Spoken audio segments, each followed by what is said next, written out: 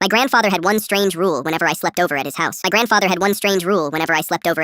matter what was happening, no matter how late it was, if I heard him knock 3 times on my bedroom door, I had to get up, grab my shoes, and meet him in the garage within 60 seconds. No questions, no arguing, no bathroom trip first. 60 seconds, or he would come in and carry me out himself. And trust me, my grandfather was a 6'4" retired firefighter named Bo, who could absolutely still do it. To a 10-year-old kid, it was the weirdest rule on earth. My cousins thought it was hilarious. They'd come over for dinner and knock 3 times on random doors just to watch me flinch. By the time I was 12, I'd done the drill maybe 40 times. Sometimes he'd time me with a stopwatch. Sometimes he'd just be standing there with 2 mugs of hot chocolate when I got to the garage, laughing at my bedhead. I started to think the whole thing was just an excuse for him to spend weird late-night moments with his only grandson. One Friday night in November, I was sleeping over for the long weekend. My parents were out of town for their anniversary, and Grandpa Bo had made his famous chili for dinner. We watched an old Western together on his ancient box TV, and I fell asleep on the couch around 10. He carried me to the guest room like he'd done 100 times before. I remember half waking up as he pulled the blanket over me and hearing him whisper, "Sleep tight, Finn." I don't know what time it was when I heard it. 3 knocks. Hard, loud, the kind that rattled the doorframe. I sat straight up in bed. My heart was already pounding before my brain caught up. I shoved my feet into my sneakers without tying them, grabbed the hoodie off the chair, and ran. The hallway was pitch black. The whole house was dark in a way it had never been before. No porch light, no kitchen light, not even the little orange glow from the microwave clock. I stumbled down the hall, banged my shoulder on the doorframe, and pushed open the garage door. Grandpa Bo was already there, fully dressed, boots on, truck running. He didn't smile this time. He didn't have hot chocolate. He just said, "Get in the truck, Finn, right now." His voice was the same voice he used when I almost touched a hot stove when I was 6. Low, flat, final. I climbed into the passenger seat. He didn't even let me close my own door. He reached across me and slammed it shut, threw the truck in reverse, and pulled out of the garage so fast the tires squealed on the concrete. I looked back at the house as we drove away, still completely dark, every window black. "Grandpa, what's going on?" I asked. My voice sounded so small. He didn't answer for a long time. He just kept driving. We went about half a mile down the road, pulled into the empty parking lot of the little Baptist church on the corner, and he finally stopped the truck. He took out his old flip phone and dialed a number I couldn't see. Then he said 4 words I will never forget for the rest of my life. "Yeah, he's in the house." I didn't understand. I asked him who he was talking about. He just shook his head and put a finger to his lips. 2 minutes later, 4 police cars came flying down the road from the opposite direction. No sirens, just lights, and turned onto my grandfather's street. We sat in the church parking lot and watched the blue and red lights flash through the trees. It turned out my grandfather had woken up at 2 a.m. to use the bathroom and noticed that the motion light over the back deck was on. He looked out the kitchen window and saw a man crouched by the basement window, working on the lock with some kind of tool. The man didn't know anyone was awake. My grandfather didn't turn on a single light. He didn't make a single sound. He walked to the breaker box in the hallway,